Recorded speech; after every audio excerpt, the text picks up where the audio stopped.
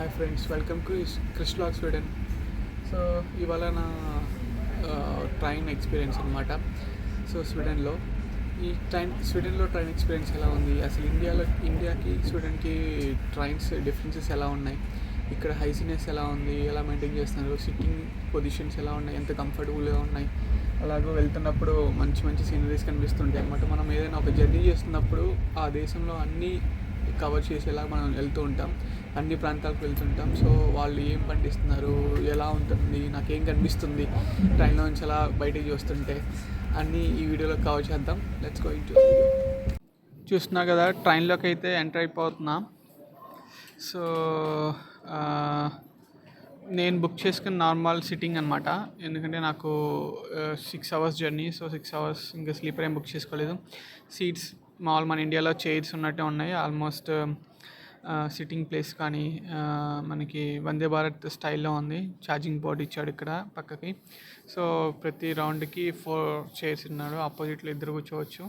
So మధ్యలో table ఇచ్చాడు, పైన మనకి బ్యాగ్స్ పెట్టుకోవడానికి. ఆల్మోస్ట్ మనకి చైర్ అయితే ఎలా ఉంటుందో లైక్ అలానే ఉంది. సో స్పెషల్గా వెరీ ఇంపార్టెంట్ థింగ్, మనం ఇండియాకి ఇక్కడ కంపేర్ చేసుకున్న బాత్రూమ్ అనమాట. చాలా అంటే చాలా హైజీన్గా మెయింటైన్ చేస్తున్నారు వీళ్ళు. బాత్రూంలో ఎక్కడ హైజీన్ లేకుండా ఏం లేదు. మన ఇండియాలో కూడా ఇప్పుడు అప్డేటెడ్ ట్రైన్స్లో హైజీన్ వస్తుంది, బట్ ఆ పాన్ అయితే ఎప్పుడైతే మనం వాళ్ళని బంద్ చేస్తామో పాన్ తింటాం. మన ఇండియన్ ట్రైన్స్ కూడా చాలా నీట్గా ఉంటాయి. నేనైతే మ్యాక్సిమం ట్రై చేస్తున్నా మంచి లొకేషన్స్ మీకు చూపించడానికి. సో యాక్చువల్గా నేను ఉండేది ఒమియోలో, which is north part of Europe అనమాట, నార్త్ పార్ట్ ఆఫ్ స్వీడన్ అనమాట. సో అదే స్టాక్హోమ్ సౌత్ పార్ట్లో ఉంటుంది. సో నార్త్ నుంచి సౌత్కి నేను వచ్చినప్పుడు మీకు మంచి మంచి వ్యూస్, ఇక్కడ అపార్ట్మెంట్స్ కానీ లైటింగ్ కానీ లైటింగ్ చూసారా? మా ఫ్రెండ్ ఒక అతను అన్నాడు, ఏంటి నీ వీడియోస్ లైటింగ్ లేదు అని. సో ఇది 8 o'clock అవుతుంది నేను రికార్డ్ చేసేటప్పుడు, కానీ నాకు సన్ రైజ్ ఇలానే ఉంటుంది, ఇంకా అంతా డే అంతా ఇలానే ఉంటాయి. సో అందుకే అంత లైటింగ్ అనిపించదు మీకు, కానీ మంచి వ్యూస్ ఉన్నాయి. నేను ఒకటైతే అబ్జర్వ్ చేశాను, ఎక్కడైనా మీరు చూడండి ఇలా పెద్ద పెద్ద చెట్లు ఉంటున్నాయి, లేదంటే గ్రాస్ ల్యాండ్ ఉంటుంది అంతే. సో ఎక్కడ కానీ ఒక పంట లేదు, ఒకటి ఇది లేదు, ఏం లేదు. సో వీళ్ళకి స్వీడన్లో మేజర్ క్రాప్ ఫారెస్టింగ్ అంతే. జస్ట్ చెట్లు పెంచి నరికేసి ఆ చెట్లు కొమ్మలు అమ్ముకుంటారు అనమాట. వుడ్ అమ్ముకుంటారు అంతే. ఇక్కడ నీకు స్పెసిఫైడ్ క్రాప్స్ ఏం పండవు.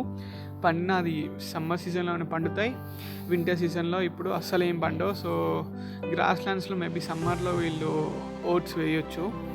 ఇది కూడా చాలా బాగుంది. అందుకే నీకు అన్ని ప్లెయిన్ గ్రాస్ ల్యాండ్స్ లేదా ఫారెస్ట్ కనిపిస్తూ ఉంటుంది. నాకైతే ఇది అబ్జర్వ్ చేశాను ఈ లాంగ్ జర్నీలో, 6 hours లాంగ్ జర్నీలో. సో మీరైతే వ్యూస్ చూసి ఎంజాయ్ చేస్తున్నారని నేను అనుకుంటున్నా. సో కామెంట్ చేయండి, ఇంకా ఏం చేస్తే మనకి ఇండియన్ రైల్వేలో మంచి ఇంప్రూవ్మెంట్స్ జరుగుతుంటాయో. స్టేట్స్ కూడా చాలా డిఫరెన్స్ ఉన్నాయి. మనకి ఒకటే పడుతూ ఉంటారు, లాక్కుంటూ ఉంటారు. సో ఇట్లా స్టెప్స్ వైజ్ ఇస్తే ఈ కంఫర్టబుల్గా దిగడానికి కూడా బాగుంటుంది అనిపించింది. సో కామెంట్ చేయండి, ఇంకా ఇండియన్ రైల్వేలో ఏం ఇంప్రూవ్ చేస్తే బెటర్ అవుద్ది ఇండియన్ రైల్వే అనేది. ఎయిర్పోర్ట్కి అయితే వచ్చేసా వియన్నా వెళ్ళడానికి. సో ఇప్పుడైతే టైం 11 అవుతుంది, నాకు 3 o'clock ఉంది. వావ్, చూడండి ఎంత బాగుందో. నైస్ కదా. ఫ్లైట్ అయితే 3 o'clock ఉంది. లెట్స్ సీ ఏం చేయాలో ఈ 3 hours, ఇంకా నాకే తెలీదు.